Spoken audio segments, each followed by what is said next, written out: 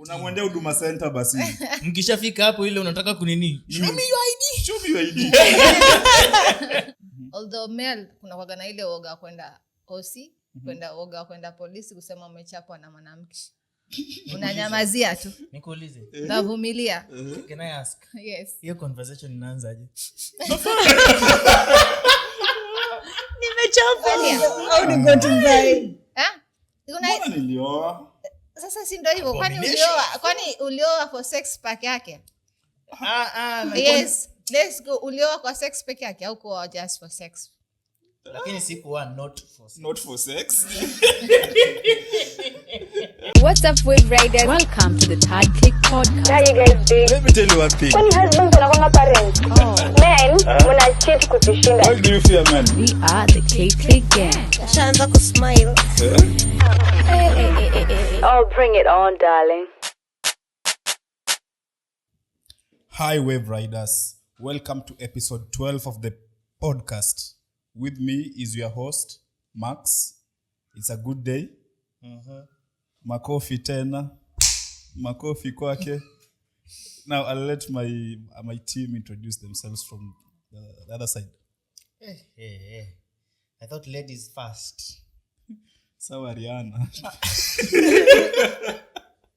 That was quick. So kama it's Orlando. It's good to be here. I missed you guys. You know, I've missed on some episode bubble, but I'm here now. We'll talk more. And wiki yangu imekuwa poa. How about you? Imekuwa fiti. Before tufike mbali. Naona tuko na Her Excellency. Right Honorable. Let her introduce herself. EGH. Majina makubwa. HSC. Tuambie jina zako za kitambulisho na jina zako za jikoni. Sawa, mheshimiwa. Hi everyone. My name is Itai Farah. I'm a nurse in profession, but currently the sub-county coordinator for gender-based violence, adolescence and young person and mental health in the Department of Health, Mombasa County. Hapa kando yangu. So welcome to this show, Waveriders. And in this today's episode, my name is Kimberly Dare, and I'm so happy to be around this space. And we are going to have so much fun discussing this topic of GBV. Yes. And I'm so glad that he's my fellow woman who is on the set with me. Yeah. So welcome all. I hope you get to enjoy this topic with us. Are women supporting women? Yes, women power. Women power, women team. Supporting women. Women team. We had episode 11. It was fantastic. It was fire. It was What fire. Fantastic. It was fire. It was fire. It was So maybe fantabulous. I go through some the comments here and there. And Naomi I'll represent vizuri. Alicheza kama yeye. Such a talent, eh? Mtu amesema Naomi is a definition of beauty and brains. It's hard to come by. Beauty and brains. Beauty and brains. Yeah, they are easy to come by. Why? Ah. They're very easy to come by. Tell nimalize comments. Yani Kimberly anataka kusema wewe you are not beauty and brains. Thank you. Actually, Naomi, I'm the second one, and even Okay. Farah is here. Na Fellah akasema, as Max said, Yes. many talk from a point of privilege. Stop it. Yeye waguza. Just progress with the comments. And then somebody said, I enjoyed every bit of the conversation. Kudos, guys. Then the topic on emotional intelligence was very educative. I loved it. Good. This episode is one of the best. Thanks, Max, Joe, and Naomi. Yeah, the episode ilikuwa appreciated. It was fun. Mbona wewe hajasema nini? Yeah? Wanaume anasema aje beauty brains alafu wanaume? Wewe hatuwezi kuangalia. Are you beautiful? No. Nauliza mbona kuna But some men are beautiful anyway. alikuwa present kwa hiyo episode. Shut up. Mbona Unajua una hii weekend kumekuwa na event Diani. Nikakumbuka kuna time fulani summer imekuwa Diani hii weekend. Kuna time fulani tulikuwa tunakaa na Orlando hapo Bamburi. Now Unachomea mwenzako picha sasa. Stories are Max ni fictional. Si fictional. Entertainment purposes. We have mutual friends when tulisoma na shule moja, si ndio? Sasa mtu akani text. Max ni aje? unajua Orlando. Kaambia ati nimeona hapa amepostiwa amepotea. By the time nikwambie. Kitu. Sasa hiyo picha nikatumiwa. Napigia Orlando simu, wewe umbwa uko wapi? Ati niko sherehe yani kwa vila. Sasa acha nikwambie. By then niko so disappointed. Mwenye alifanya hivyo alichukua picha yangu kani kuna mamangu. The person decided to become violent. Aliamua violence. Ni mtu aliniamulia violence. Violence. Yu ni mzima napigiwa. Ai, kwani umepotea? Misa hizo. Niko. Uko mtamba. Siko mlevi, niko huko. You are waters. Like I'm waters bana. Nifungua paybill. Sikuwa mabeste zangu. Wafikiri. Nilishangaa juu nilipata ilikuwa akitoka ungempata kona kagari anatoka na watu kama wawili watatu kwa gari. So before atoke unachoma sana. Nilimuona. Akaniambia tu niko around. Max nani amekutuma? You have been sent. You're on a mission. Nimekumbuka hizi za Diani kakumbuka uliwahi potea Diani siku 3 kumbe umeenda Sherati. Na umepostiwa tu ati this guy ako lost. Leo umenikumbusha sana. Akapostiwa hadi kwa group za za shule that is lost. Anatafutwa. Too much. Juu ilipata at the moment kulikuwa na so many cases of people disappearing. Wanakuja kama mededi. Akukufa lakini. Thank God. Hey, I like flesh. Alikuwa kwa mali nasikia tu poa. Flesh and life. It is what it is. Yeah, it is what it is. You ameipotea siku moja kapatikana so. Yeah. But thanks to the guy. Thanks to the person mwenye alinipost by the wako caring. Belongs postiwe. Wako caring sana. Umepostiwa mwisho lini? Moving on other news. Madam. Yes. Tell us something about you. How was your week? Wiki yangu ilikuwa smart. What can I say more? Apart from enjoying my life. Maandamano. Ulienda maandamano? Sina la comment hapo. Unamchomea mullahs. Kila mtu anasema the paper. Bwana kwetu your job I shall pay you for sitting at home. No. Wow. You are a rich man. Sema hiyo kitu. How much? Pesa ngapi? How much dollars? How many dollars? Kwanza naongelea dinar. Dina tu ndio inafanya niache kazi. Wacha kazi, umpeleke Dina. Akiwa agency. So everything is Gen Z now. Hata mimi Gen Z. Wewe ukai millennium. Unakaa agency. I'm flattered bwana. Para. Unakaa agency. Ndio unakaa Gen Z. Aonyo Kiara. Olana anasema niache kazi kwa sababu ya Dina. Awaje akanyole militini hapo. Ina chips funga magani. Dina. Unampeleka wapi? About currency. I'll pay you in Kuwait dinar. Okay. Inshallah. Tajiri. Ile Mercedes yangu. Okay, so today Yes. there have been evil cases of the GBV kidogo, sio? Yes, tunaita gender based violence. Unaingia online unapata kuna mtu amepiga mwenzake akambaya Range Rover. Namba ni heri kulia kwenye Range Rover kuliko kwa boda.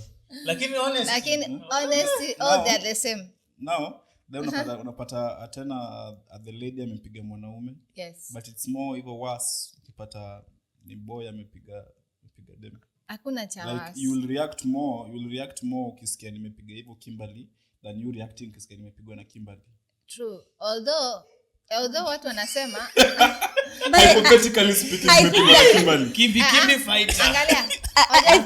Max anaoneka kuna ile ya I'm a female. Yeah. So I have to tetea my female. Yeah. Although ni kwamba kama gender based violence which is wrong. By the way, so kama gender based GBV advocates I cannot say ati saidi ya mwanamume kupigwa na mwanamke it's way better than mwanamke kupigwa na mwanamume. Gender parity. Yes, it's all the same. Trauma iko kwa wote wawili, both male and female. Although male kuna kwa ile woga kwenda OC, kwenda woga kwenda polisi kusema umechapwa na mwanamke.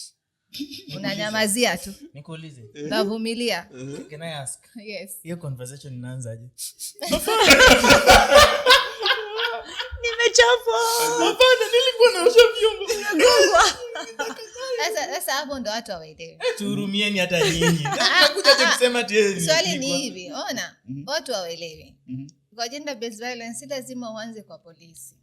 Tunasema first thing ni hospitali. There are things we tell you why you come to the hospital. Sasa wewe unaenda. Nilipigwa na sufuria na mama.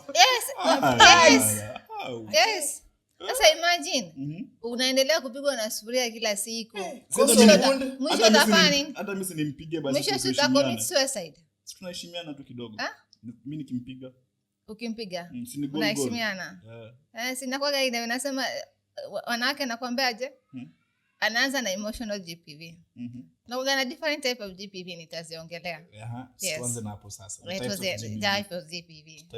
Tuanze tu na what is gender based violence. Tusiende mbali. Tunasikia watu wakisema GBV. What is gender based violence? In your own terms, Max, naelewa aje?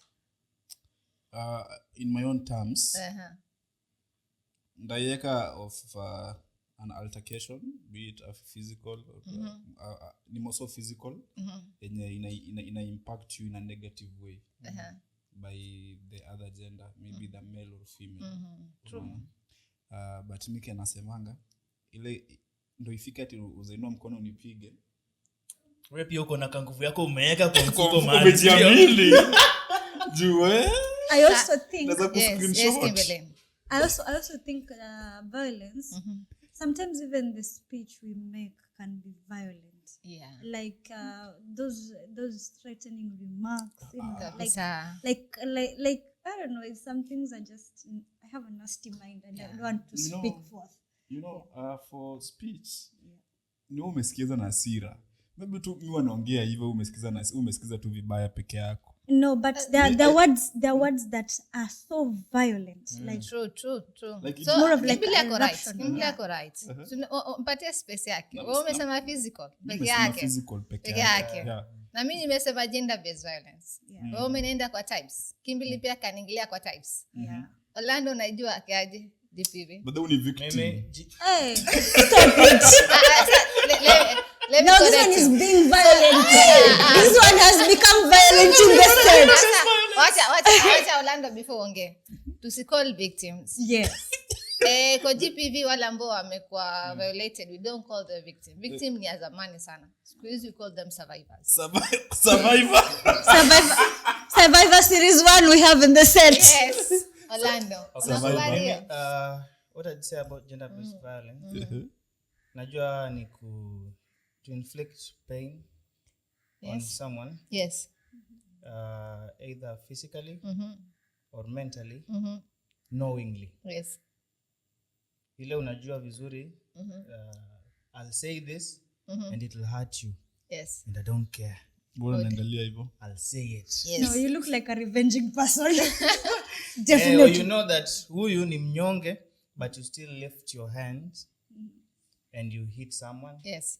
Or you cause any kind of harm to someone. So coercion. You're calling the power between the two of them. Yeah, that is true. So gender-based violence, like you all said, it's an umbrella form of all types of violence perpetrated against a person according to their gender. It's either male or female. So tukishamaliza kuongea, I've just said it in a similar form so that everyone can understand. So they are layman's. Sikuenda kuanza deep. We talk so much about it. Yeah. So it's any harm. When you say GBV, it's not only physical, it's not only emotional, and we talk about them. There's like 6 or 7 types of GBV. Yeah. The first one. So the first one, we go to the one that is more severe and sensitive to everyone. Apart from, although physical it is, emotional it is, but there's ile ambayo ukifanyikiwa, it needs, we calculate the hours, we calculate why we calculate the hours and why there's need of you to go into the hospital immediately that it happens. And there are things we tell you when you should do when it happens immediately. And why the reason rationale of why you should do that ndo uje hospitali. Yes. So we call them sexual gender based violence. Shai kusikia sexual gender based violence? Yes. Nimesikia hiyo kitu. Ni kama gani? Kuna types ziko hapo ndani. Najua in each GBV you have types inside GBV. Apart from the types of GBV, the main one, then you have the branches in GBV that your types are main, GBV. So when you talk about sexual gender based violence, what do we mean? What other types do you know? Na tunazisikiaga kwa media, na tunazisikiaga kwa maredio. In news you will find it, ndio? Yeah. Utasikia a teacher has done this and this. And I'm not against teachers. I say you'll see a neighbor has done this and this. You'll hear a father, an uncle, an aunt, ndio? Yeah. So what are those kind of GBV tunazongea za sexual GBV? Yeah. Kama gani? Nataka kusikia kwenu ambao mnazijua. Ah. We are all educated here. We are just confirming some truths we know about this sexual gender-based violence stuff. Yes. Me personally, the one that I know Yes. is like the sexual harassment in the workplaces. Yeah. Like when just someone, I don't know, touches you and Yes, inappropriately, inappropriately. you know, it feels like he's entitled to your grabbing your ass. So that is Umesema na feel. yeah, I feel akikuangalia yani. Yes, like it's you are something. a grabber. Ukumbuka hot grabber? No, Lighter. No, they don't do that even in the workplaces. Sometimes when you are a teenager, you have this, especially the teens, you know. Yes. Especially those ladies, you know, the ones they use that are growing, teenagers happen, you know. When my innocence is put in a box, you know, I don't want nobody touching me, you know. I don't feel touched. Why are you coming to touch me, you know? Why? So I think there is one form that I don't agree with. A sexual harassment is all over the area, working area, community. If I can In schools also. In schools. Bas, I wanted to say that. Yes. Harassment ilianza kitambo sana. Ilianza kitambo sana. Nakumbuka? No, please don't laugh. Survivor. Nakumbuka? True as it comes. Nakumbuka? Tukikuwa na funky shule. Alafu ile time sasa watu wanaenda shule zao. Yes. Sasa tulikuwa azinao watu wenye walikuwa wanafanya hivyo. Au kwa moja wao. Wala me. You are very innocent. Very innocent. Yes. Sasa watu walikuwa wanasimama hapo mbele ya basi. Nilikuwa nawaona. Mimi nimekaa huko mbali. I'm just looking. Yes. Sasa watu wanangoja mademu wakiingia kwa basi. That's bad. Hapo mnafanya That is Alafu sasa the thing is, it's still happening and people don't know that is gender-based violence that is being done to them. Unaiona ni kitu ya kawaida tu. Yule amenspank. Now you did not give consent to that. Yes. Unaona? Ulipeana consent ya kupigwa matako. Sasa unafaa kuja kusema yes. No. Now you tell us.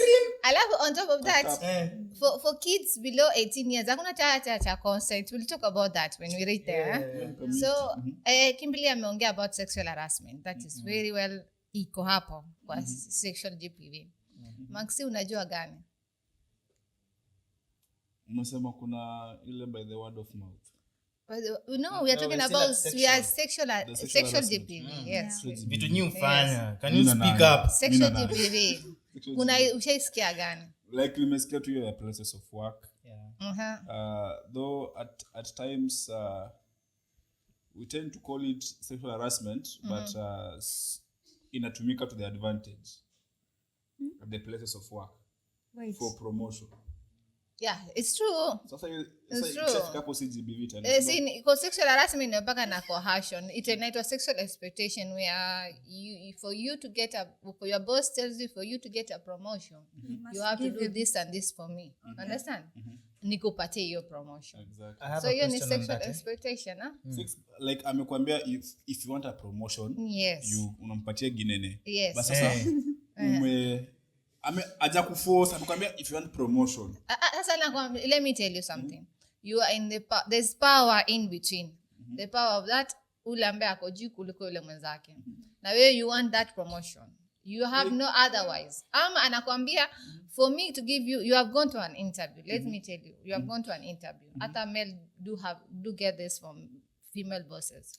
You have gone for an interview. Yes, wajaribu Orlando. Umepitia interview. Na uko na all the qualifications. Unaona? CV yako iko intact. You have all the documents and certificates. Experience uko nayo hata kama ni kidogo uko nayo. And you're capable of doing that work. But mtu anakuambia baadaye, if you want that job, if you really want that job, nifanye kadha. Yes, unaweza kataa. Unakataa kweli? What if you look at it? When now how pale tuko sahi economic. Sasa si GBV. Okay, let me raise a question. Let me raise a partial question even to the audience who are listening. Yes. All right. Yes. So like, do we think poverty contributes? Yes, we will talk about the people. There are a group of people who are vulnerable to GBV, and poverty is among those people. Oh, wow. Yes. Mimi niko na issue. Hata mimi niko na issue. I have an issue. Ya kwanza. Wait. Okay, Max go. Ya kwanza. The moment ukikubali utumike juu ya poverty, like ni wewe umetaka hujafosiwa. Yes. Unaona? If you have your principles and your morals, Yes. You can say no. Yeah, it's true. You can say no. But sasa, the power is in you. No, you are an opportunist. Yes. Yeah. Yes. Umeona? Nikijengana naweza umoka, naweza pata hii kazi. Unaona? Now you choose the sex way. So mimi sioni kayo GBV sasa. Ni GBV still. Ni GBV in paper sasa mtaka ikuwe GBV. But I'm like he or she have the option ya kusay no. Na asichukue hiyo kazi. Yeah, true. They have an option of saying no. Exactly. They have an option even going to report of what has happened to them. Understand? Because the moment mtu anakuambia the words amekumentionia kwambia if you want to get a promotion, do this and this for me. And mostly atakwambia you sleep with me, I give you that promotion. You have the right to take it to the police. You say me report this person has done this and this and I am not willing to do that. You understand? Yeah. So the power is in you. Still. The power is in you. Although kuna ile coercion ya powers. And then you're desperate. It's there. Now, if you report, sindo, na una evidence. Sasa ndo ucheze kama wewe. Ukulwe. Tafuta evidence. Edibles. You see, you want evidence. You want evidence. Sasa utakulwa aje? Si kuna way ya kurecord simu siku hizi. Kuna phone calls, phones kuna mahali unaweza record. Una to bring together as a nation. So let's note to see ende sana hapo. Mimi niko nimeregea back to my position. Yes, we will come back to that Orlando. Yeah. So there's different types of GBV, sexual GBV. Tumesema sexual harassment and sexual exploitation, although those are just minors of what zile ambazo ziko sensitive kwa hapo ndani. You have rape. Have you heard of rape? Yeah, yes. That is serious. That is serious. Yeah. So there's rape, there's attempted rape, there's defilement. So defilement and rape have a difference of ages. For rape, it has to be, it's where someone has been forcefully penetrated. The sexual act has been of force and there was no consent. In any sex act, and you have to be above 18 years. You understand? So in any sex act, ile kitendo cha kufanya hiyo, sisi tunaita kitendo cha ndoa. Cha watu wakubwa. Kitendo cha ndoa lazima either mko boyfriend na girlfriend ama bibi na bwana. There has to be consent. Consent is I have agreed for you to touch it. Green light. Yes. Green light. Yes. Gonga. I have given a green light. Gonga. Yes. Finya. Yes. Alafu una underperform. Yes. Ukipewa perform. Green light alafu una umakiniki. Alafu there has to be consent for it to happen. Sindio? When there's no consent, that to us we call it as rape. An attempted rape is the intention was there. the action was even there, but the penetration could not happen. Haikufanya, haikuingia ndani. Haikuslide. Hakumanage. Haikuingia ndani. Hakufua dafu. Hakufua dafu. Hakufaulu. I have a question. Yes.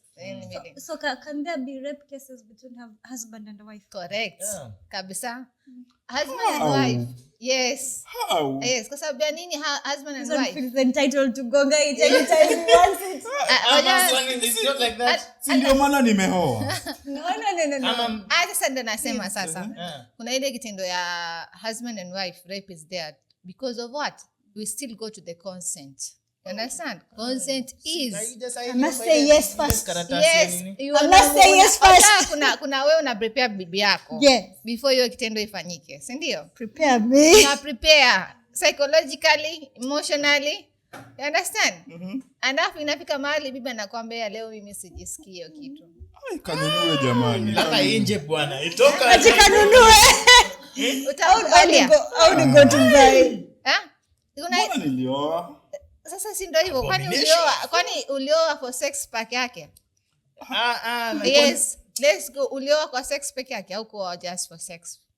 Lakini sikuwa not for sex. Yes, sex was a major part of it.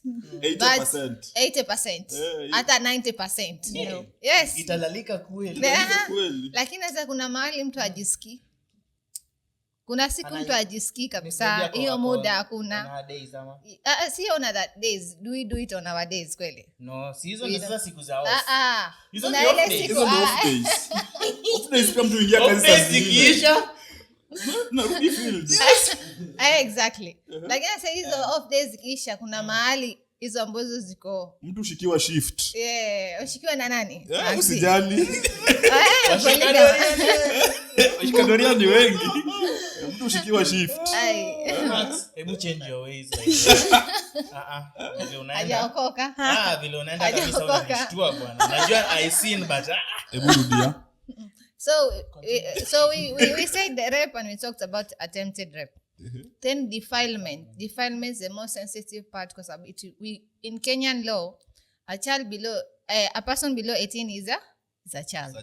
So any child does not have a right to give consent. You understand? Kwa mtoto mdogo hata kama amekufuata na ako 17 years na akakutongoza haufai kwenda naye. Kuna watu wa 17 wakawa kubwa bwana. Yes, true. Hiyo ni ukweli kabisa. But the devil is a liar. Yes, but the devil is a liar. Kabisa. Mbona ni point? So hata kwa clubs tutaona hao 17 au Gen Z wao kwa 17 Gen Z. But you can't tell the difference. Yes. So imagine for Kenyan law ukipatikana na any child either male or female hata kwa 17.11 yani baki ya 1 month ifike 18 years na ukao umeenda naye. Imagine hata kama wewe ndo amekutongoza yeye, wewe ndo unakuwa unafungwa. And it's more than 15 years. Ni 20 ama 20 years. 20. No, there's age. There's kuna from 1 month, I mean from the day the child was born to 8 years, that is life imprisonment.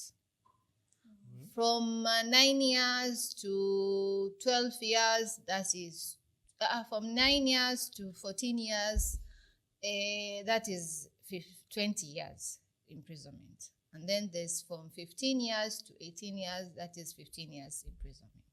So imagine you kwenda. Hiyo si kama tuna advertise watu wenye nini. Unajua mimi naona kama hiyo inafaa tu kwa life zote. Yes, life inafaa inategemea na how sensitive the case is. Some of them it's so severe that hata hiyo 15 years huwezi pewa. Unapatiwa life imprisonment kwa sababu inawaga imetraumatize. You know, defilement most of the time these children do not say it. They don't have the power to go tell their moms kwa mimi ama their dads kwa mimi yule jirani yangu amenifanyia kadhaa. We call them there's a part we call kwa defilement brooming. You broom that child slowly. It doesn't start with immediately unashika una penetrate. Ona. It start with introducing that child to that action. You entice them. Yes, unakuwa na ile mchezo tunacheza ya baba na mama. Yani kwa tukicheza the beginning You know the mother of all nini. Yes. So imagine most of the time you find the perpetrator of defilements are not people far from the kids they watoto wanawajua. Oh, there are people who are close to Yes. Kwa sababu kuna ile trust. You understand? So they are bonded with the kids and there's someone very close to them. Most of the perpetrators you'll find it's an uncle, a neighbor, a grandfather, a grandmother. You understand? Someone close to the family, not someone far from the family. Kwa sababu ataanza kumbaya kabiskuti, atambaya tena kaperemende, atamuinvite tena kwake. I think sometimes it's usually the pads. You see that a teenager says, "Oh, send pads." Sasa nampatia pesa, anampatia 100, 50. They don't even give any ati pesa mingi. Anapatia na hizi ndogo, especially young kids, Right now, that's an upgraded case. That's a boyfriend case and babas. Nimesikia sauti yako imekuja juu sana. No. Stop it. Stop it. Kuna mtu wa rent. Ushindwe. Na jobbing. Ushindwe. You are cheating on me. Ushindwe. Okay, so defilements are very sensitive. Most of the kids you'll find are below 9 years. Inafanyikia sana. Hata below 15 years is still sensitive. You'll find that most of them leading to early pregnancy. So now kuna kagana early teen pregnancy. Most of them is results of defilement. Understand? Then there's yes, it's so traumatizing. I have a question. Yes. Now, when you go to the slums, Yes. there are a number of cases of the teenage pregnancies. Yeah. How Sure. do you handle them? We do community dialogues, community sensitization. Like what I'm doing here is sensitization, empowering youths on how to empowering Orlando. Yes, empowering Orlando. Yes. On how to deal with GBV akizipata. Yes. So next time yeye ataenda kwa anasema unasoma wapi Orlando? Aliacha shule. Ataenda mtaani. Kwa kijiji. We go to the schools also. We go to the schools. Kwa sababu most of the time teen pregnancy inafanyika wapi? Si ni watoto wa shule. So we go to the schools, empower them on GBV with age appropriate information. Kama kwa below 8 years, we don't go mambo you sex is this, sex is that. We just do the song that we used to. Kuna scale a song. Don't touch my private parts. So unakuwa gonna scale song. So we do that, unamfundisha mtoto why it's important that the private parts ni zake mwenyewe. Tunasema hata mtu ambaye anazipaa kuzishika ni mama peke yake. Hata baba hafai kushika. Ni mama peke yake. Then we empower the kids of not to sit kwa lap ya mtu. Kuna kesi ilitokezea, I think it was in the news, of a mother. Uzuri that girl had the power to speak before that perpetrator alipoenda. Perpetrator ni mtu ambaye amefanya hiyo violence. We call them perpetrator. So that child alikuwa ako kwa matatu. You find that mimi niko na watoto wawili. So I give the person seated next to me a kid and bebe. Kwa sababu mimi nimebeba mwingine na siwezi kumbeba nao mwingine. So akampatia baba mzee ambebea mtoto wake. So in the matatu the baba mzee alikuwa anamchokora private part ya mtoto. Yes, it's like that's sensitive. Yes. Yes, so he was fingering that kid all the way paka wakifika kwa stage. Yes, paka wakifika kwa stage. Alipofika kwa stage, the kid when she alighted akamwambia mamake immediately. So the good thing that kid alikuwa na power. You know, we tell parents at home to speak more to their kids. Mtoto akishaanza ongea, mweleze kwa nini afai kushikwa private parts zake. Don't go deep. Just tell them on the importance of private parts and why it's important that no one should touch your private parts. Because it starts like that. Ile grooming tunasema, anaanza kumshika matiti, anaanza kumshika huko private parts, pole pole as introduce that child to that action. And kids are naive, very innocent. Yeah. Kids, they don't know this is not right and this is right. Yes, they're not aware kabisa. They find that they just find it that this is a game. It's nothing more than a game. Yeah. It's like you find that uko kwa nyumba unakaa uko kwa nyumba moja. So we find the economics are in mbaya. I don't blame anyone. And what I'm saying, I'm not saying that I'm judging anyone. But you find uko kwa room kwa room kamoja, ka single room. Yeah? And then you and your husband, you are doing the action ya kitendo ya ndoa, si ndio? Then when you're doing kitendo ya ndoa, watoto wako wamelala hapo chini. Innocently you think that the kids are sleeping. Kumbe they wake up and see whatever you are doing. Huh? Ama ile mambo ya tunakwaga siku hizi sisi ni Orlando na Alejandro. Tunakwaga Orlando and Alejandro. Zinaitwaje zile za romantic? Tunakwaga romantic. Soap opera. You see your husband, you want to hug, you want to kiss in front of the kids. And we say kids are very experimental. What they see, they want to do. So you'll find hapo kwa hiyo nyumba moja mmefanya hiyo action, mtoto ameona. Next time ataenda kucheza baba na mama kiukweli yani. He wants to try it too. Yes, he wants to try what ameiona. And innocently, yeah, I do that is bad. And now it's just some games the parents are playing. Huh?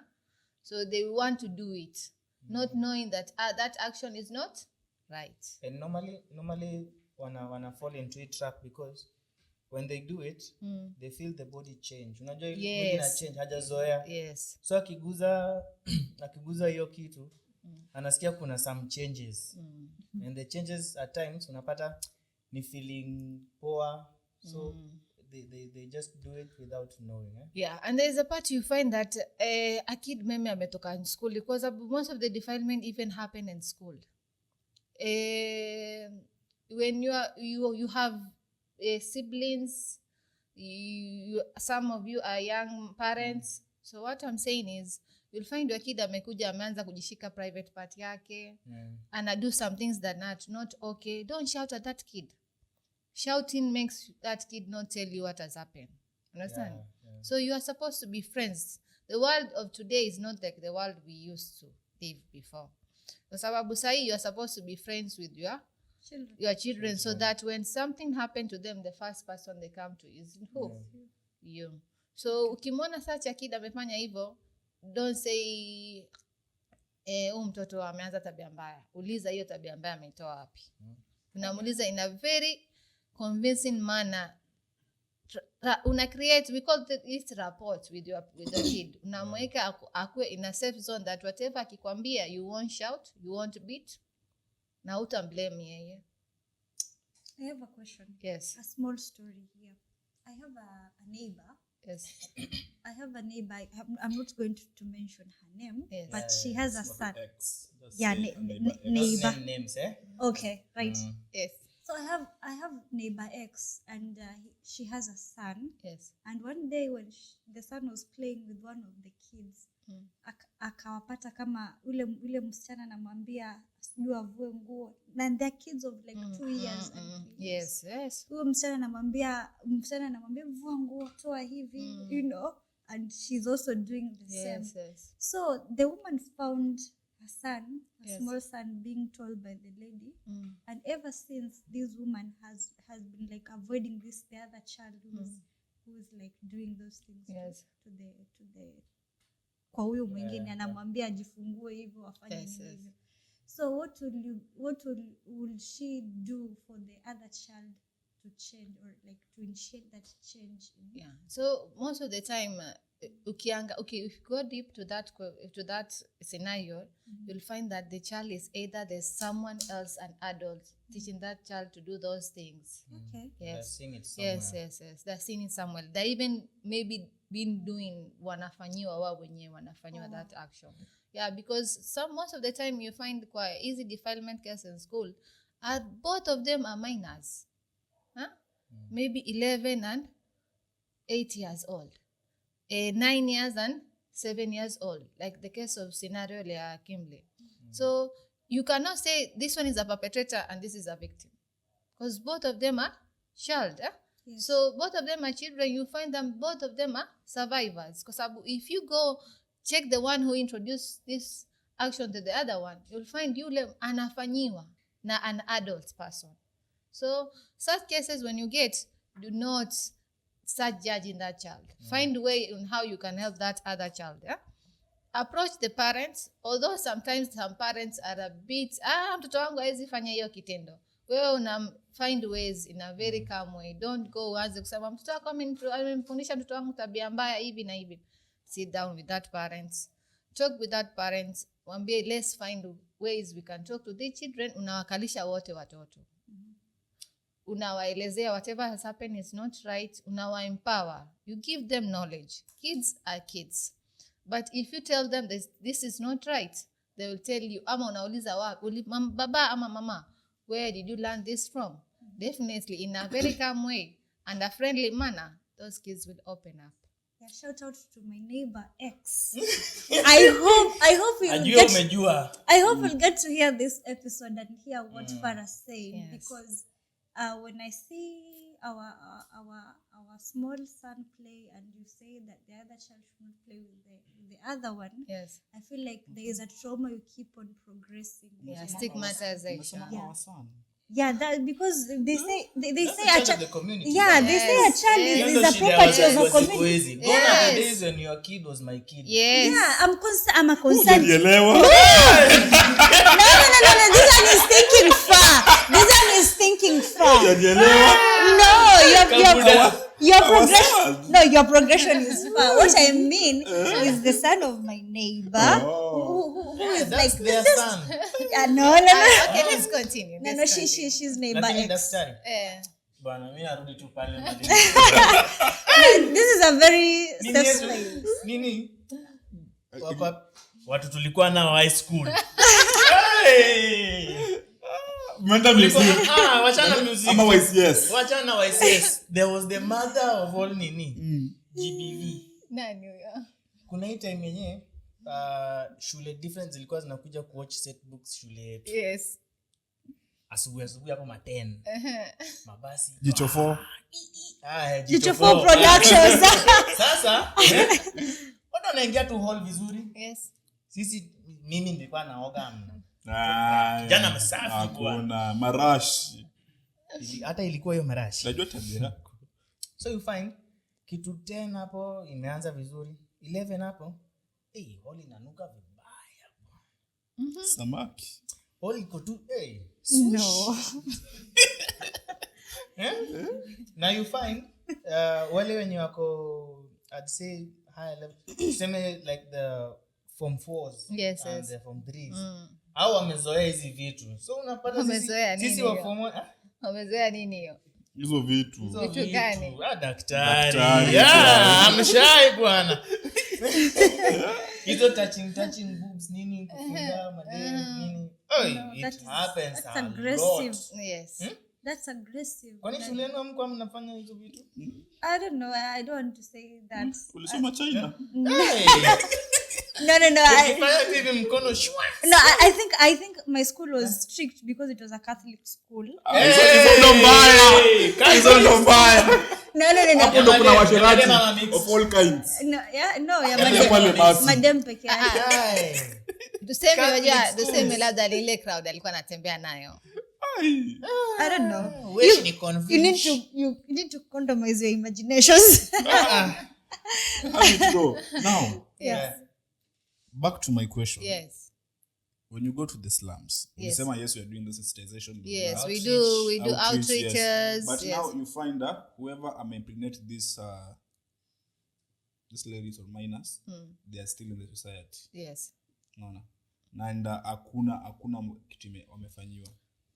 So is there a mutual agreement between the mothers of the survivors and the perpetrators? Like, how do you go about it, or what's happening? So you'll find that most of the perpetrator usually use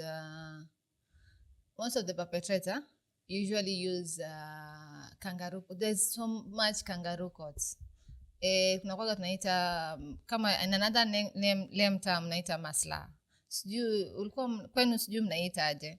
But in different names where you find that sometimes the perpetrator approach the mother of the survivors, wanawapatia kitu kidogo ambao wana stop reporting. You know, it's very important to report that case for that case to be taken into action.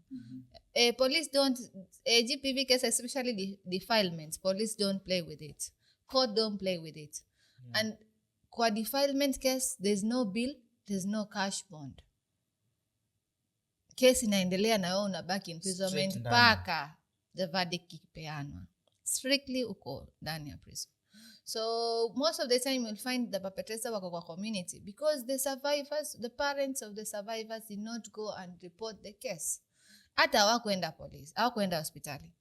Now I come back to my point why it's so important you need to report this case. We have hours to mezieka in hospital why we say within 72 hours. Yeah. If you have had it, we go to the community, we sensitize the community on how the importance of reporting. When we go to the community, we don't just go for prevention of the cases.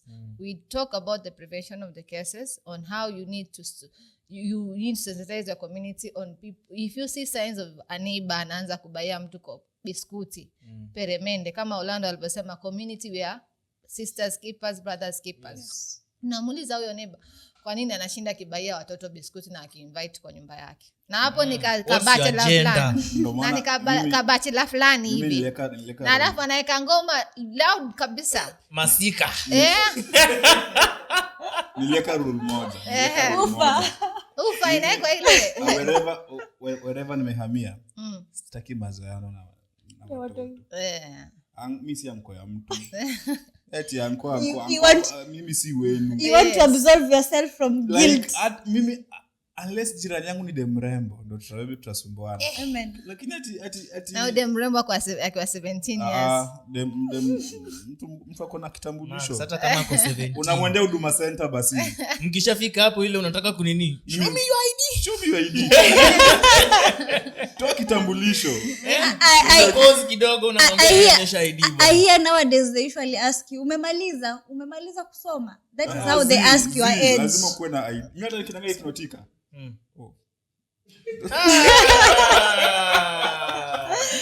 Okay, so Max, wacha turegee back.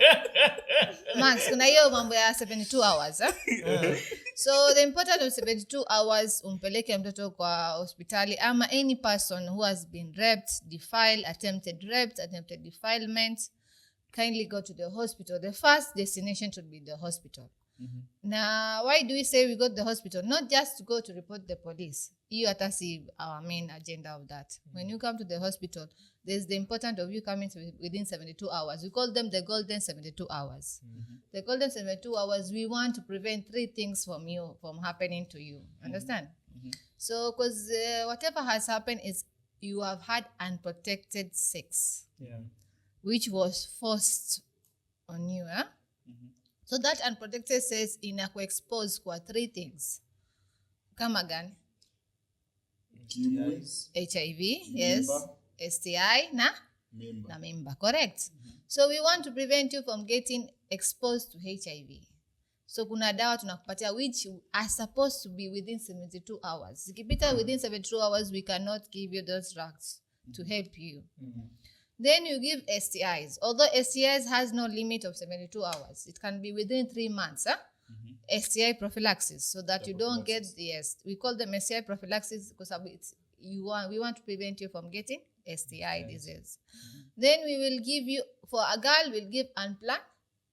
For a girl, for you not to get unplanned pregnancy, we give you emergency pills.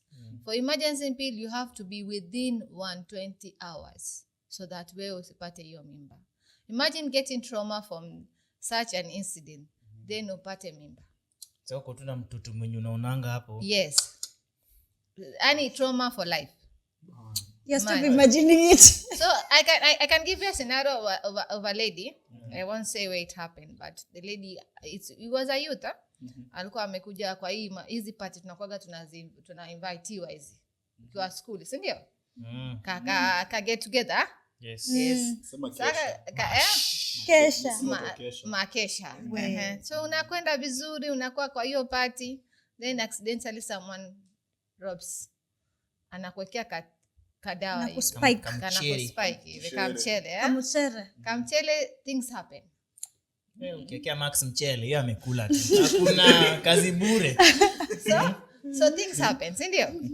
things happen, the next day unaamka hujui uko wapi. Unasikia umechoka. Kapanti kako kule kando.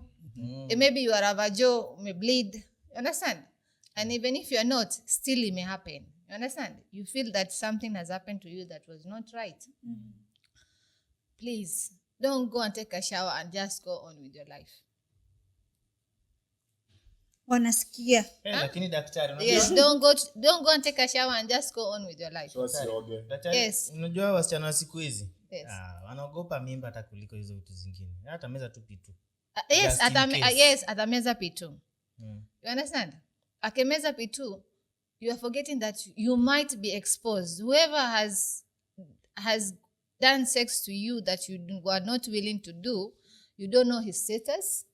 You don't know kama akona disease za STIs, kuna gonorrhea squeeze na syphilis, which is more bad than even HIV. Yes. And I hear it kills. That's what I'm saying. There's gonorrhea and syphilis and other STI diseases which are more bad than even HIV. HIV squeeze watu, you take dawa na unaishi. By then niliona kuna vaccine. Si kuna vaccine ya nini imetokea ya kuprevent? The vaccine ama ni drug? No, it has not yet been introduced. Yes. It has been. It has been. Bwana imeletwa bwana. Niliona mtu mwingine kwa hiyo page akijameni wa Kenya. Ati akinangojea ikuje. Hiyo Ron itaifanya. Acha ikuje. Itasaidia pakubwa. After the thing is, you don't know why we say condom is a double protection. It's a what do you call it? It's a triple protection. It prevents you from unplanned pregnancy as a female. It prevents you from HIV and it prevents you from STI. And then it reduces the sugary. But if it is properly worn. So kama ule ugali na kijiko. It's like uchukue ugali alafu kule na kijiko. So alafu apart from that, tunasema GBV na mental health na go hand in hand. So this is trauma. Hii ni kama kidonda umewekewa. Kidonda akiponi ukisema unaoga, unaregea soko, unafanya shughuli zako. Una still bado ile trauma inakwaka iko. Ndakuwa sasa Kaolanda kikushika hivi kidogo umeanza kupanic. Una react, ndio? Yes. There's that phobia of male.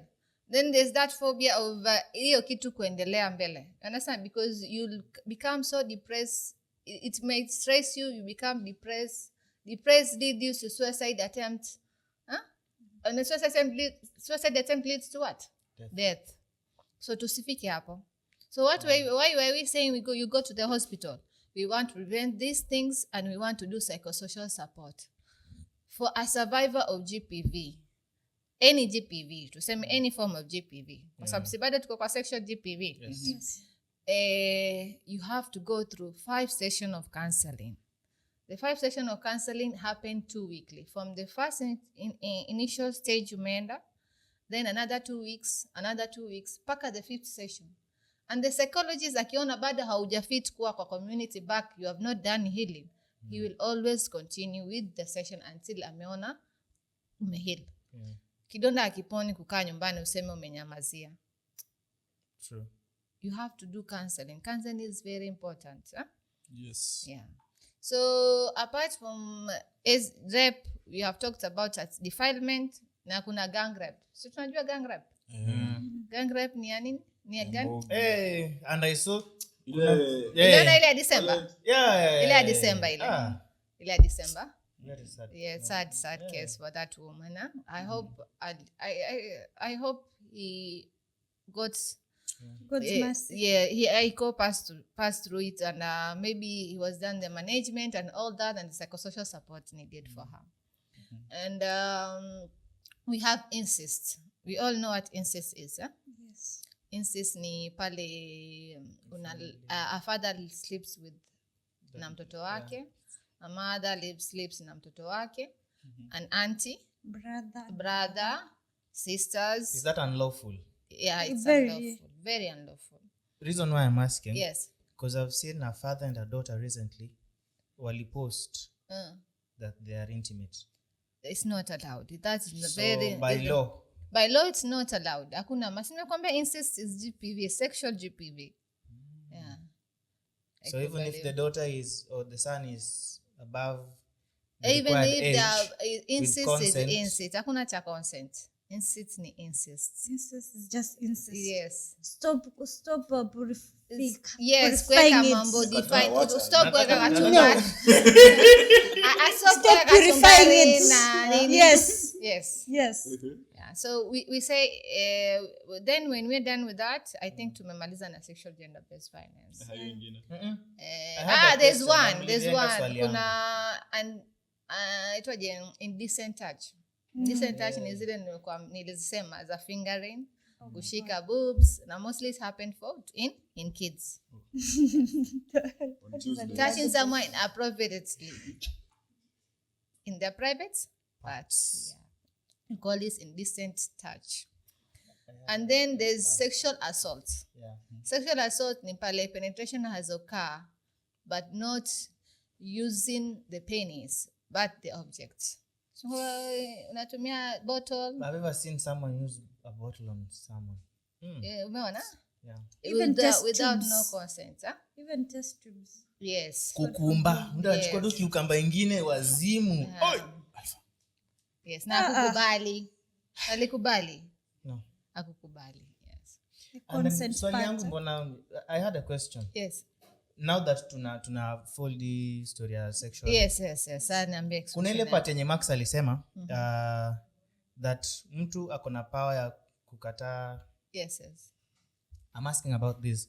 What about ule msichana mwenye anatumia nini yake kupata, is that reverse psychology ya GBV?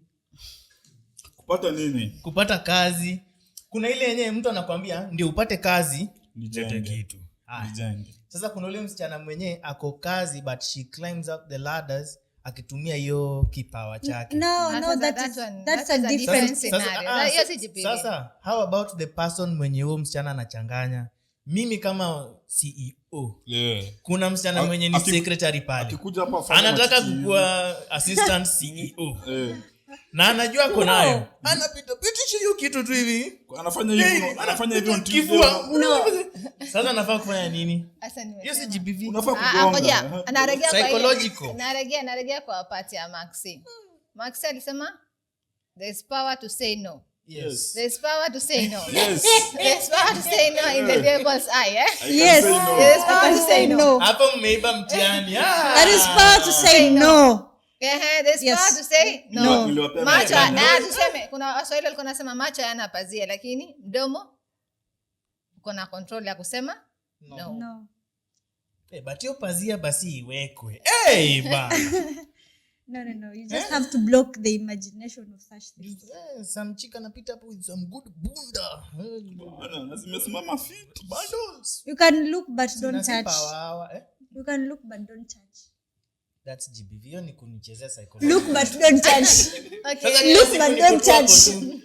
Look but don't touch. Don't touch. Yes. So we are done with sexual gender-based violence. Yeah, we're done. So we go to ile Max alosema ya physical GBV. Hapo niko na issue mingi sana. Ngoja niulize. Kulikuwa na ile system yenye walimu walikuwa wanachapa watoto, yani tutafika hapo. Punishment is tutafika hapo. So we go to physical GBV. So physical GBV mostly, unajua sisi tunakuwa tunasema paka mostly kwa GBV ni ile ya partners. Na itna intimate partner violence, IPV. You'll hear zamani wako nasema domestic violence. Siku hizi we gave it a name ya domestic violence kaita intimate partner violence. And mostly this is either by cut, beat, burn, bite, anything that is it creates harms in a person's body. So these ones we call them romantic couples fights. Mwepeji na mzuri. Unazipeaji na mzuri bwana. Hizo ndo ki Alejandro. No, Maxi. The gardener's daughter nini? Maxi, have you ever known something called like BDSM, something like that? I'm not new in the game. Oh my God.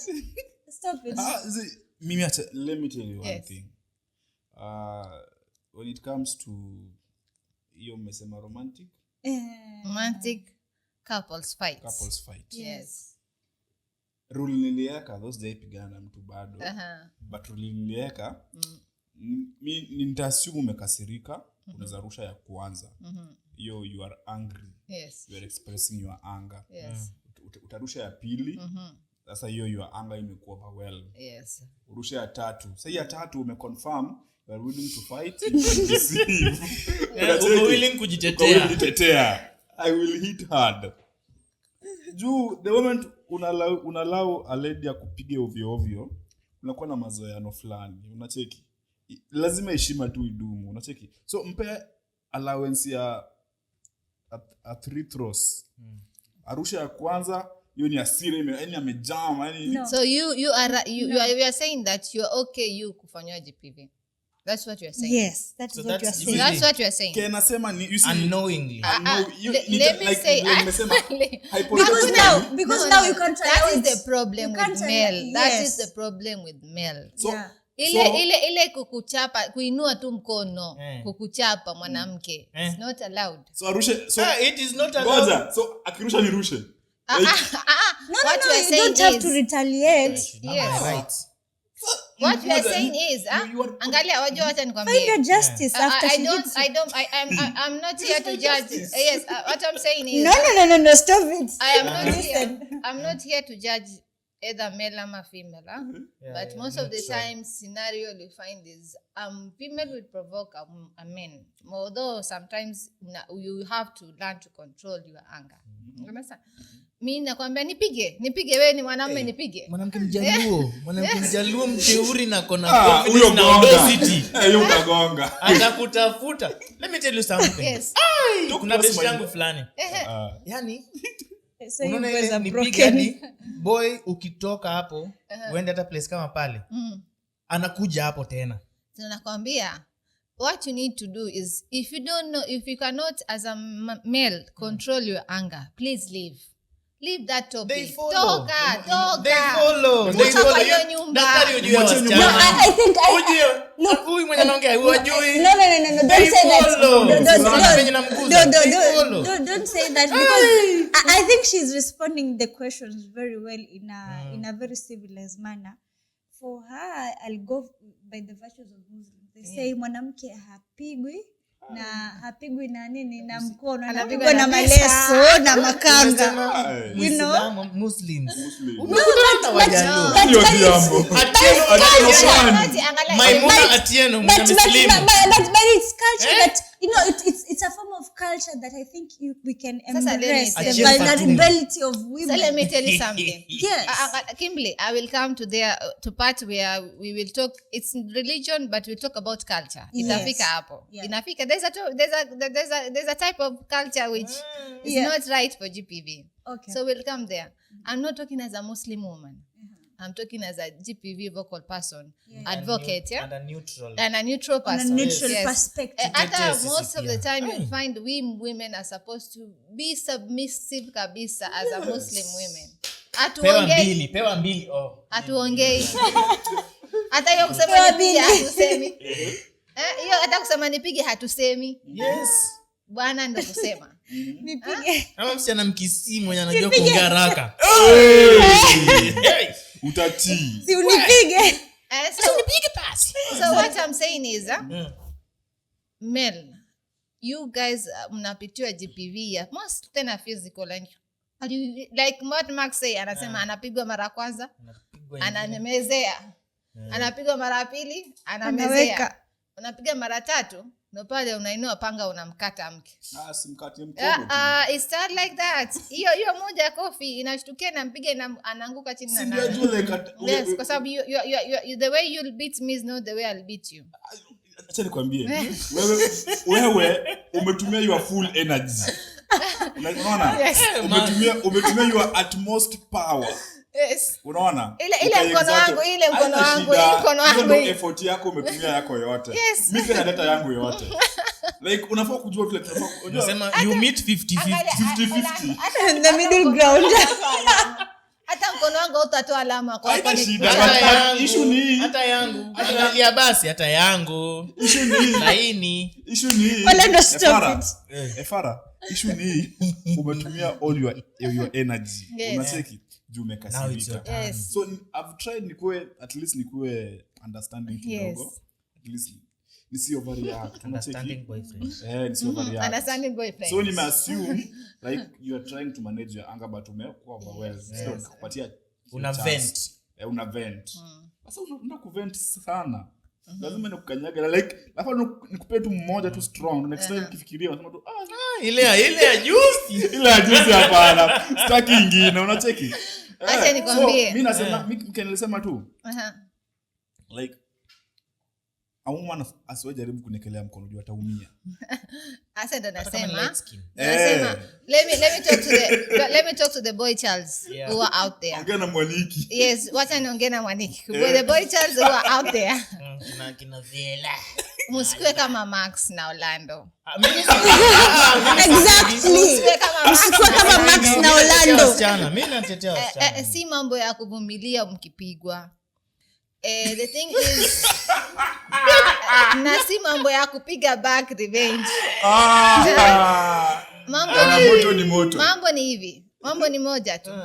Ukiona imekushinda, toka kwa hiyo relationship. Mambo ni matatu. Just move out.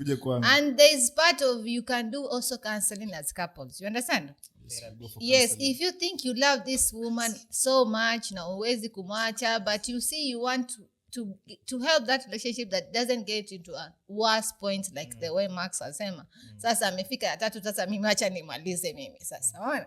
Finishing power. Yes, finishing power. We don't want that. We don't want that. What we're saying is there's power to end that chaos as soon as it starts.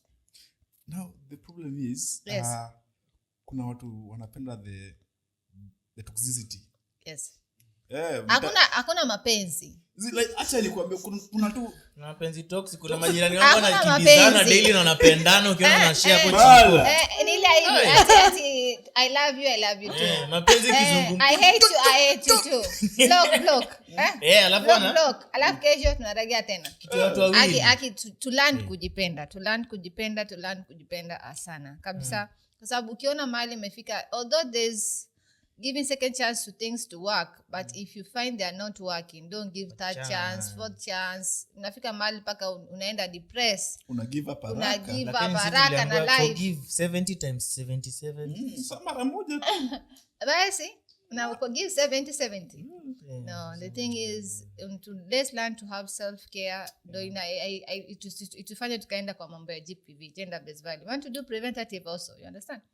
So kwa preventative is if you find that this relationship may be toxic, move out or go for counseling as couples. You understand?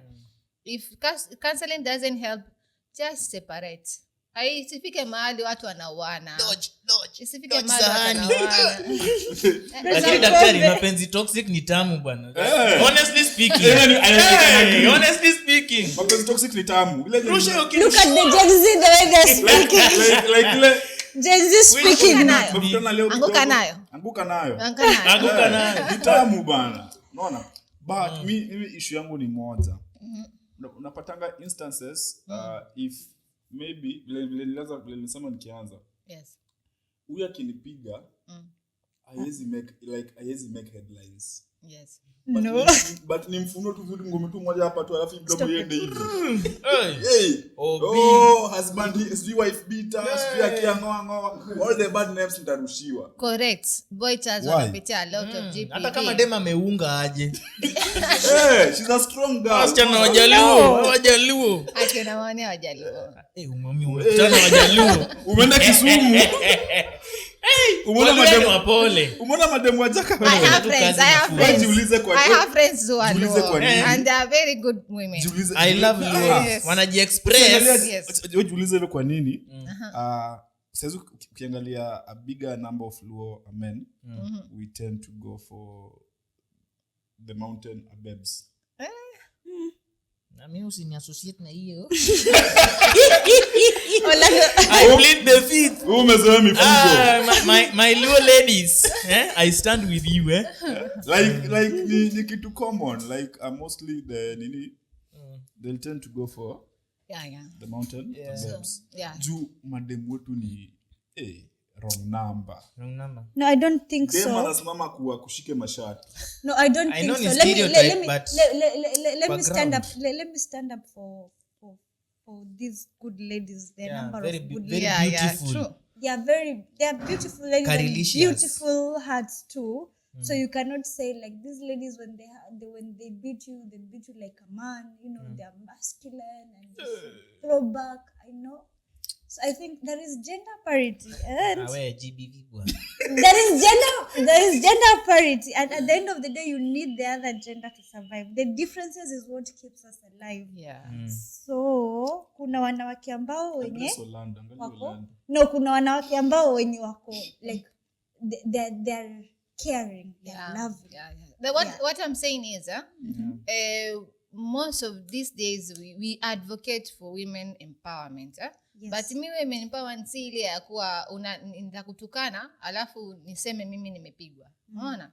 We're talking about women empowerment, and me as a woman I need to know that there's borderline of whatever you do to me is not right, and this I need to speak out. Yeah, boundaries. And boundaries. And speaking out doesn't mean you shout. Yeah. Speaking out, although anger is there, speaking out is kuwa namwambia Orlando, sasa hapa tulipofikishana bana vile unanifanyia si right. Haikuagi sawa, si ndio? Si ndio? Na demo wako akikwambia hivyo sitaelewa. Babe unajua ni setani bwana, ni setani. Ni saitani. So hebu chukua Mercedes hapo kwa sababu Shetani ana nguvu.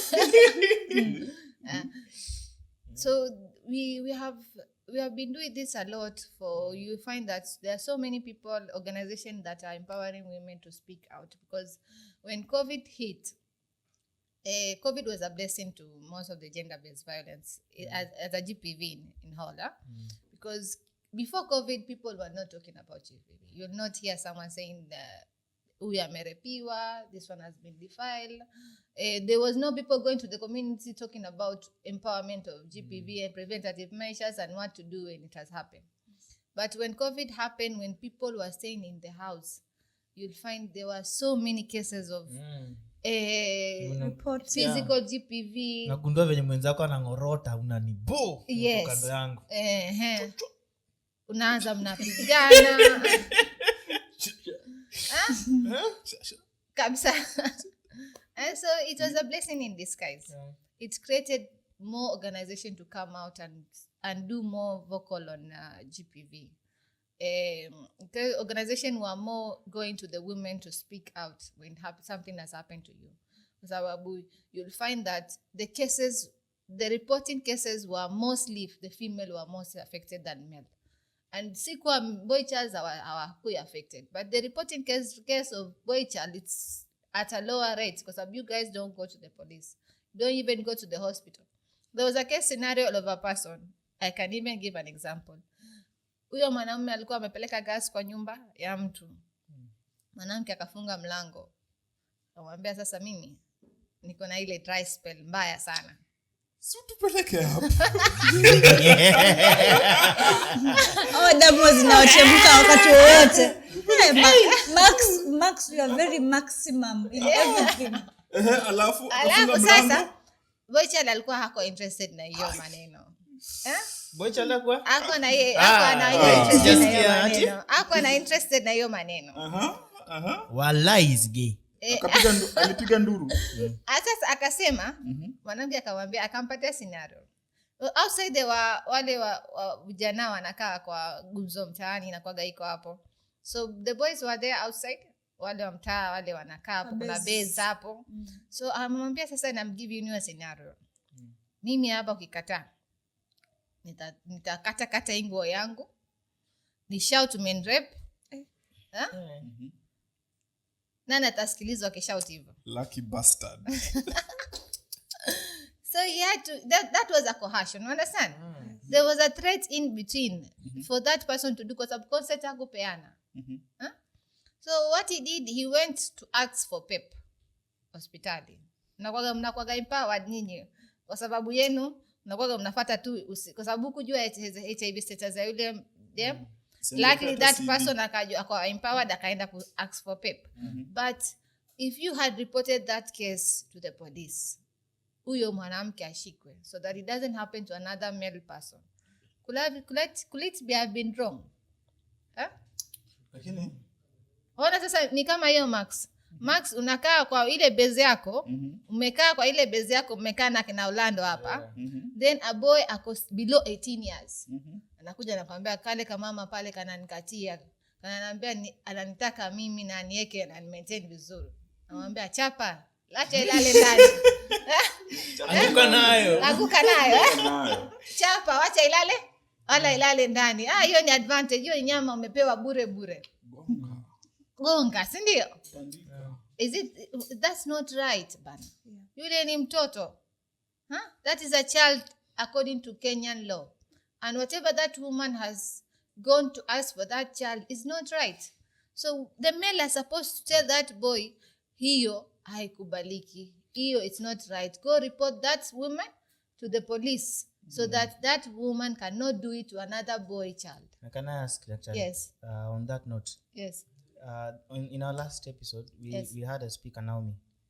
And she said most women have suicidal thoughts, but most men commit suicide.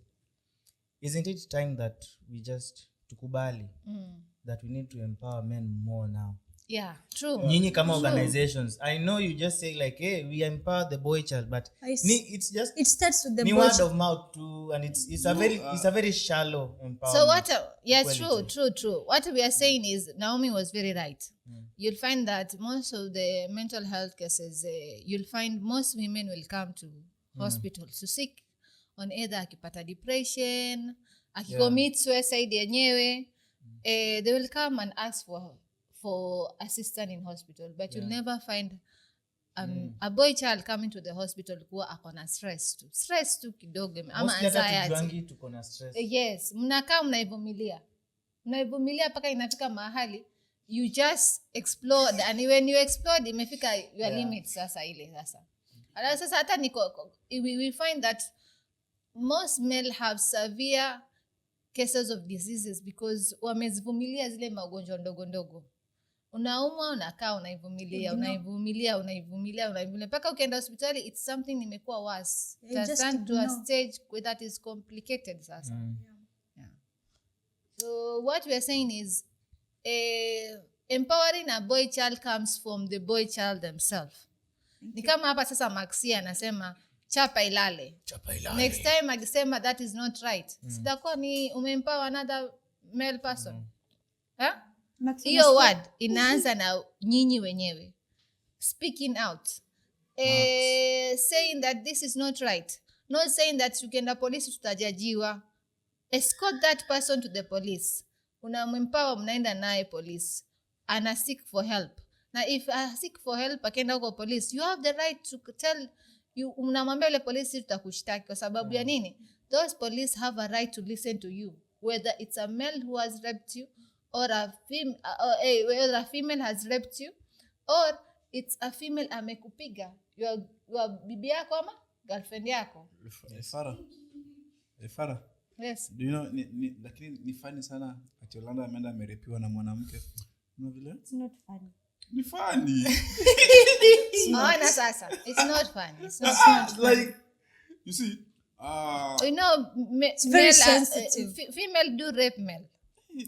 How do okay, mimi najua for a man to force himself on a lady ni kufungua miguu. Si ndio? Repeat again. For a lady ndio aniforce ni have intercourse naye. Yes. How do you get me to ndio mwanzo kushiriki ngono na madam lazima kuwe mbao. Hiyo process ya foreplay yote na di rape na ni madhe. How do they get you to have you to be aroused?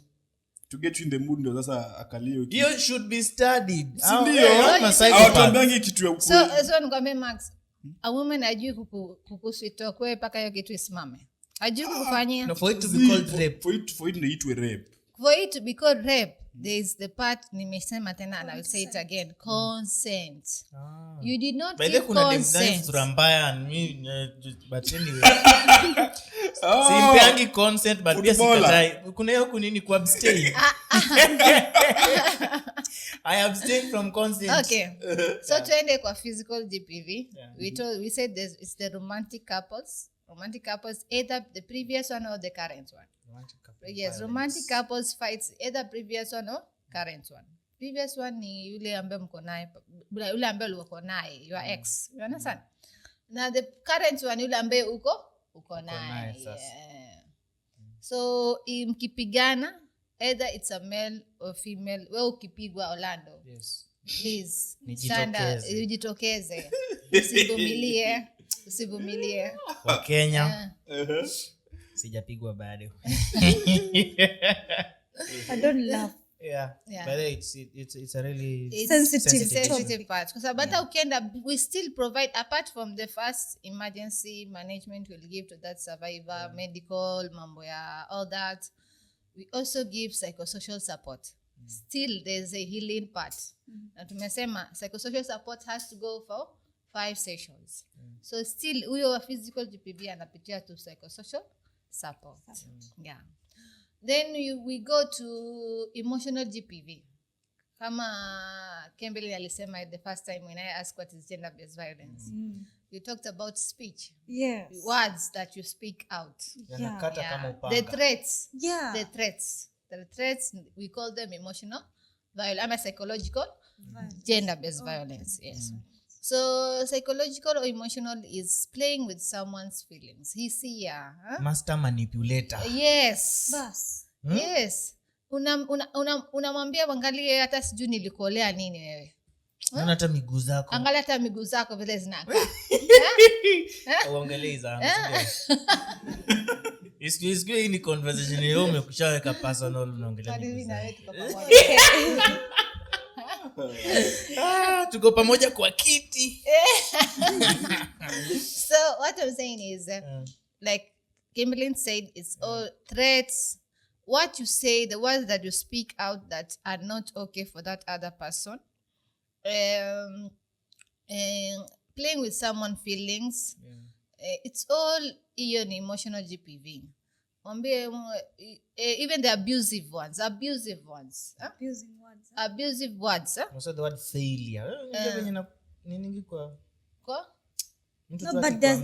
you are a failure. Yeah. That's bad. Unakaa chini unafikiria. Yes. Most of that is the worst thing. Sababu hiyo inakuhurt psychologically. You keep on remembering those words. You remember them. You remember I think them. when you they keep do on it, replay them. When they do it repeatedly, Yes. like they tell you every day, you are disappointing. You are disappointment to me. You are failure. You are a disease. Yes. Usiweke kwa roho. Useke kwa roho. Now that is the part now she's harmonizing now. I think mimi kitu naweza sema for men we tend to think like atuzieki kwa roho, but kuna ile time when you just stand in the mirror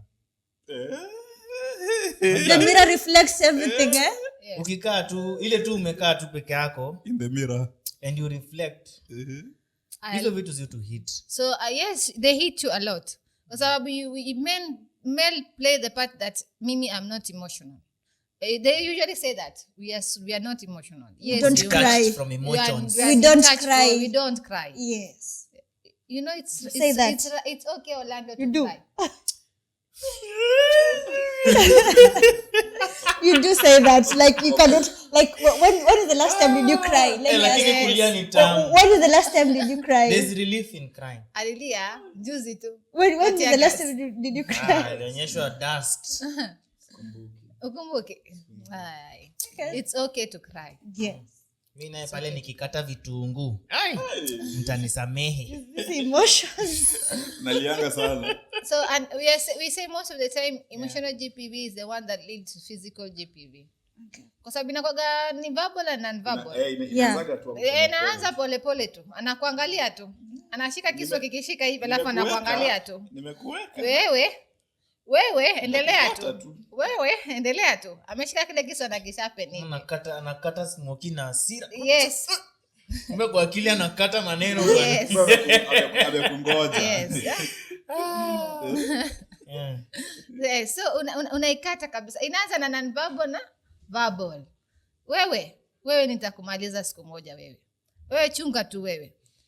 Inaanza hivyo, then it leads to physical. Sasa doing the action itself ambaye alikuwa anasema ataifanya. Tusifike hapo ya physical. Ukiona emotional, umeanza tu hiyo kutukanwa, kupatwa threats, being abused in a relationship, just although I'm not advocating now, mtu asiniambie mimi ni advocate wa watu kuachana. I'm not. Heartbreaks. What I'm saying is you have the power to go for counseling and you have the power to move out as early as possible. Yeah.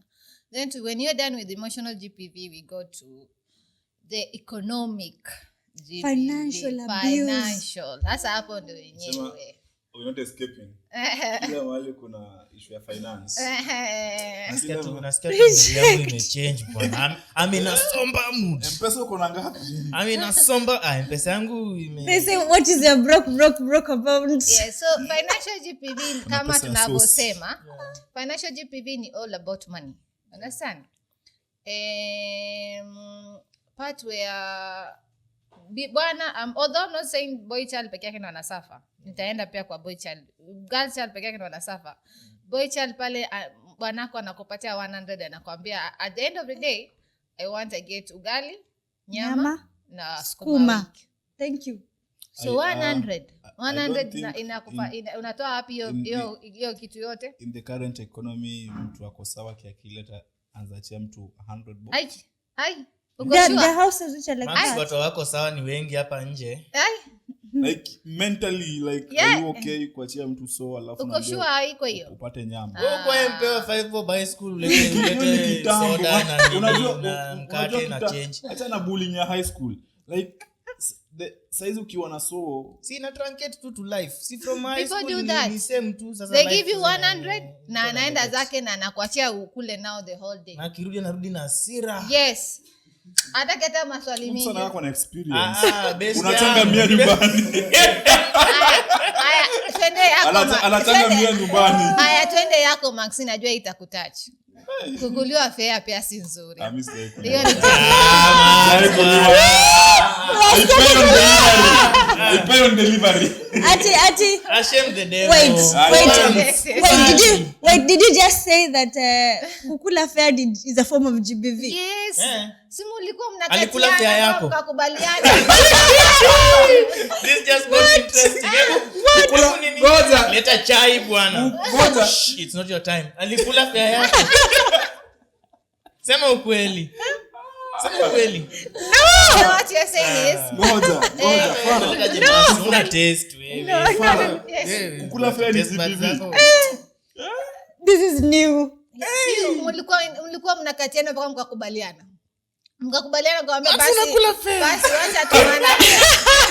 Anatuma fair anaenda missing. Na alikuwa kademu wako mwenye ni wizi hapa ni GBV. Yes. I commit 2 crimes. I just give an example. Guys, ndio nimejua hii leo.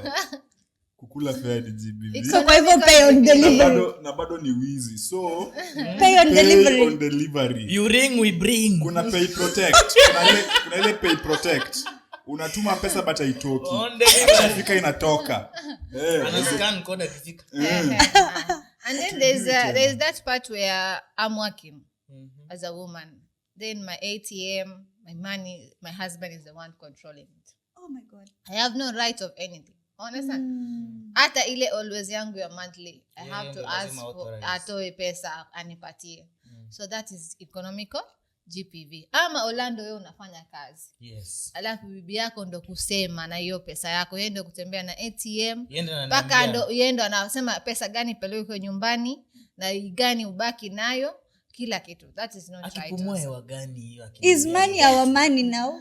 It's money our money. Is money our money? Yes, correct. It's money our money, but ni yeye mwenyewe ndo akae nayo. Even if he's a man, is the man. What if it is consensus? No, even if he is the man now. Consensus. What I'm saying is there's that control. I want to hear too. What I'm saying is there's that control of finance. You understand? Absolute The control of, you don't have say of whatever the money that you are owning. You understand? You have no control of it. The other party is the one that is in control of the money. Yeye ndo kusema pesa itaenda wapi ama nini. You don't have a voice in that And that is not right. You understand? Yeah. And then we go to the one sasa Kimberly alikuwa amesema mambo ya culture and all that. Yes. We call them harmful traditional practices. And we have types in harmful traditional practices. Kama gani? FGM. Which other one? Traditional circumcision. FGM, yes, it's GBV. No, for the boys. For the boys, early pregnancy ni gani? Early marriages. Yes, early marriages. And we have the widow inheritance. So you have heard of widow inheritance? Yes. Yeah, iko wapi? Yeah, ni unlawful. Yeah, ni unlawful. Ni unlawful. Yes, it is. So the widow inheritance is unlawful. It's CPV because that woman has no power kusema no. Na nyinyi mnasema kwa culture yenu, bwana akifa akuja hapa, brother ndo anachukua hiyo mali. Hiyo ni automatic.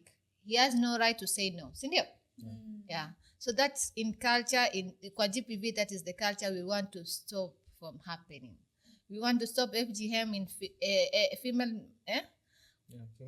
genital mutilation.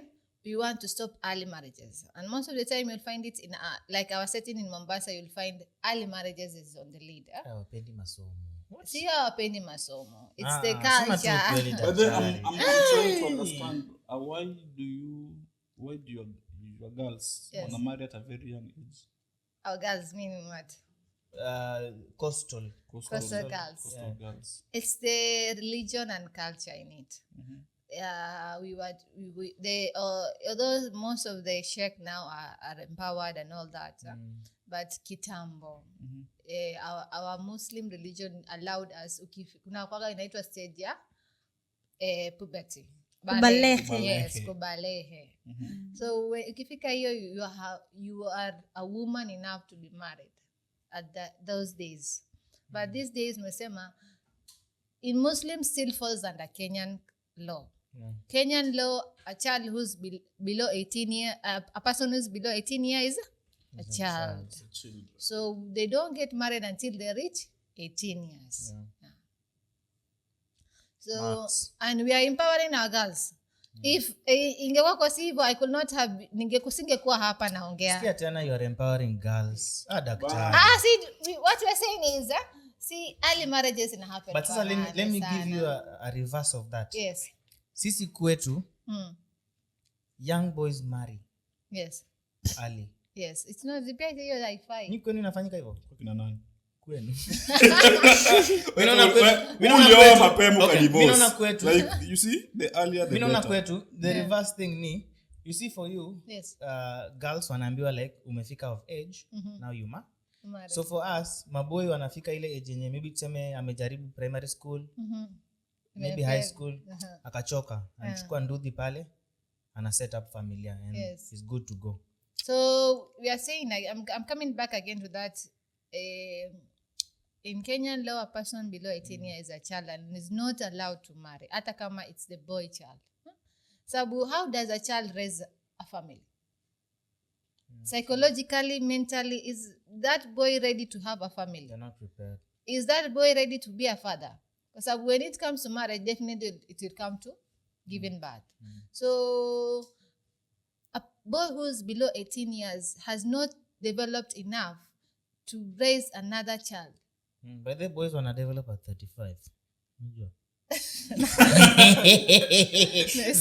just putting it there. For them to 35 ndio sijui mtu wa 18 na mtu wa 28 sijui. Imagine kama at your age you are still a child. At your age nisema huyu ni ambassador, huyu ni ambassador. Amesema boy develop. Ile akili ku develop. So you are not a child. Yeah, should I talk? Let's listen to Dr. Datani. You are very Please continue. Okay, so we're done with half on traditional practice. We go to VAC, violence against children. So violence against children, they can all form of violence against children. Understand? For VAC, you'll have, there is neglect. Neglect is the parents neglect the child in all form of manners. Hampati chakula, hampati shelter, hampati nguo, hampeleki skuli. What would lead to that? That most of the time, the cases we report them to children department. Children department, they handle those cases. They handle the parents. They find ways on talking to the parent first. They don't advocate on removing the child immediately, but they advocate on helping that parents find ways so that they can raise the child in a proper manner. Good. Yeah. Sabu, just recently there was a new law for Children Act. It was updated one. I think last year, if I'm not wrong. I think it's last year. And then we have sexual violence things happening in children. Tumesema defilement. Yeah. Yes. Then we have physical. Sasa physical ya children ni kama hiyo ambao Kimble alikuwa amesema ya walimu kupiga watoto. Yes. Corporal punishment is not allowed. Hata corporal punishment is na corporal punishment. Graduation. Tumeteseka na corporal punishment. Wewe mwalimu wangu wa primary. Nakumbuka nikiwa high school, mimi nisema tu kweli, kuna vile nilikuwa na shida ya hesabu hapa na pale. Kuna siku nikapata sijui ni 4. Kwani akili iko kwa matako jameni.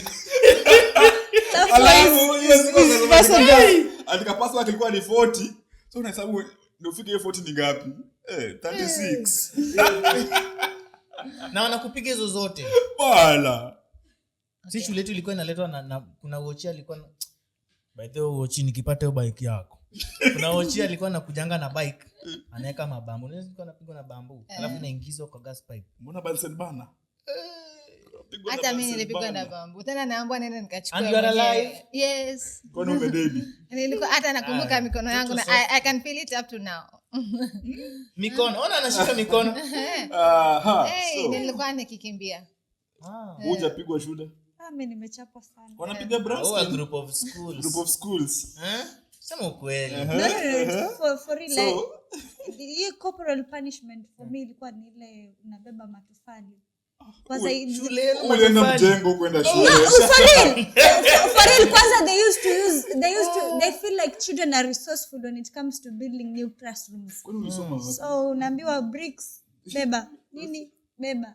Nini kuni zimewekwa nafaa kuzileta kwa nani kwa inaitwaje kwa jiko. Bring those. Ndio maana you are strong. Sasa nguvu unatoa wapi? I think Farah now we should give us the final words. Yeah. So the final words I'm going to say, especially hizi cases tusizinyamaze nazo nyumbani. Especially the sexual gender-based violence cases. They are very sensitive cases. And when it has happened, please mtu asiende akaoga. You understand? Usende ukaoga, ukasema I'm dirty, I want to wash myself. You are removing those things, you are removing the evidence that are needed when you come to the hospital. We'll take samples. The samples like, si lazima atakumwagia. So we'll want the semen. So we were saying that we empower you to come with this 72 hours. Immediately it has happened. Immediately it has happened. Don't take a bath. Hata kama ni yule msana ambaye alekewa ka rice ama kama mwanamume alekewa ka rice akaamka siku ya pili yake ajui what has happened. But in you know that something has happened that is not right. Kwa mchele umenikumbusha la story. Kuna watu time fulani wanaenda kulewa. So kulewa katekana kwa kejani. Kumbe walekewa mchele, si ndio? Wakalala siku 2. Walekewa rice kwa food. Rice first yote hii ilikuwa iko spiked. Si ndio? Wakafika kejani na hiyo pombe, wakaikunywa wakalala, si ndio? Kaamka after siku 2. Kuamka kapata nyumba iko empty. Nasema pige shot afikirie kidogo. Kala tena siku 2. So what I'm saying is when it has happened, usiamke kwa sema I'm so dirty, let me go wash myself alafu niende hospitali. Come as you are. Because you are the crime scene. Or just see as healthcare workers when we are in the hospital, we don't come to the crime scene where it has happened at the community. You, the one who has come to our facility, you are the crime scene. So we'll want to take evidence that will delink you from the crime scene on link you to the crime scene. So when you take a bath, you remove the evidence that are needed. Usikojoe na ukikojoa tukua sample ya hiyo mikojo ya kwanza. And if possible, if that panty iko na blood stain na iko kando, wrap it in a khaki envelope. Khaki envelope nyumbani huwezi pata, but unaweza pata newspaper, unaweza pata ile karatasi ya naitwaje hii? Ya unga ngano ama unga sima. Why that specific? Because the plastic paper inaharibu the evidence. It's humidity inside. When you lock it, inaharibu evidence inside ndani. So we want you to you put it in the khaki envelopes, bring it immediately to the hospital. Don't go to the police. Ukienda kwa police ama kwa chief, unaimi kwa organize ma chains na zinakuwa zinaenda hizi za tunaharibu hii chain. You want to go to mzee wa mtaa. Mzee wa mtaa atatoka na wewe akupeleke kwa balozi sijui. Atoke kwa balozi, you same the same thing scenario again. Then ukitoka hapo anakupeleka kwa chief. Chief anataka the same scenario again. Imagine you traumatizing that survivor again. So then ukitoka kwa chief unaenda kwa police. Police definitely watakuleta kwa the hospital. Then the 72 hours will be lost between as you look for help. True. So what we are saying, immediately come to the hospital because we want to safeguard that 72 hours so that we can do preventative measures on you so that you don't get a permanent scar. Okay. Yes. Fantastic. So and then we want, what I'm saying is GBV, like I said, GBV and mental health, they are one in, they go hand in hand. So don't just come one session, umekuja the first time, umekuja clinic, useme you have healed. You have not. You have not healed. Come for that psychological sessions every 2 weeks. See that psychologist, get the counseling until you completely heal for you to go back to community and you do your normal function activities. Yeah. Nice. So as after you appear, yes. If maybe uko in any social media platform, wherever tuambie, you see where we can engage more so that we get informed. Hata kama ni website tupatie, hata kama ni email tutakutumia email. So I think I'm in Facebook. My name is I go by Itai Farah. Instagram the same. Twitter and my WhatsApp number sitaipeana lakini nitawapea Orlando kuna follow Orlando. Follow Orlando will give you the number. Sasa majenzi wanapata namba za watu, ndakuja nikusalimie. Salamu mbili tatu. And then what I'm saying is all our GOK facilities offer GBV. Then we have the 24 hours GBV, especially in where I am from. I coordinate gender-based violence in Vita sub-county. So we have all our GOK facilities. When I say GOK facilities, zile za serikali za county. When you go, uko na case ya GBV, they will help you out. Then the 24 hours, we have Nairobi Women Hospital and Coast General. I think when you go to the facility, I will always be called to come and help a hand on another. Fantastic. Yes.